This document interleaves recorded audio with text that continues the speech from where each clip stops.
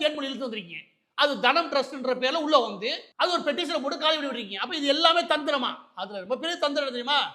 இப்படியா நம்ம நைட்டா முழுமையாக அப்புறப்படுத்தும் போது யாரும் இதுல அட்டென்ஷன், அதாவது யாருக்கு இதுல கவனம் ஈர்த்திடக்கூடாது. அப்ப எந்த நாள்ல எப்ப பண்றது?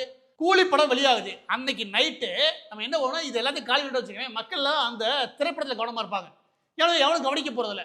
எனவே இந்த படம் திசை திருப்பி இந்த வேலையை முடிச்சு விட்டுருவோம். ரொம்ப முக்கியமாக கூலி படத்துக்கு நம்மளே ப்ரொமோஷன் வேலையும் பார்த்துருவோம். இது ஒருவேளை அது ப்ரொமோஷன் சரியா கிடைக்கலன்னு வச்சுக்கவே, நம்ம செய்யற தில்லால கடி வேலை தெரிஞ்சுட்டு இருக்காடி எம்.கே. ஸ்டாலினே யாரு முதலமைச்சரே நைட்டா லோகேஷ் பாபு கூப்பிட்டு பேசுவதை நடத்தி அதோட போட்டோ ரிலீஸ் பண்ணிட்டாங்க. ஆகா, முதலமைச்சர் கூலி படத்துடைய இயக்குநரை சந்திச்சார், தயாரிப்பாளரை சந்திச்சார். அந்த போட்டு கூலிக்கு போறான மக்களை கூண்டோட தூக்கிட்டு போயிட்டார். எவ்வளோ அழகா நீ திட்டம் போடுற, நீ பண்ணேன்னு கூடாது, அதுக்கு ஒரு பேரே வெளியே வரல. ஆனா நைட்டா காலி போகணும், எந்த பேச்சுவார்த்தை இல்லாமல் காலி போகணும். அப்படி கலைக்கிற மக்கள் திரும்ப ஒண்ணு விடக்கூடாது. இது எல்லா வேலையும் எவ்வளவு தெளிவா பண்ற.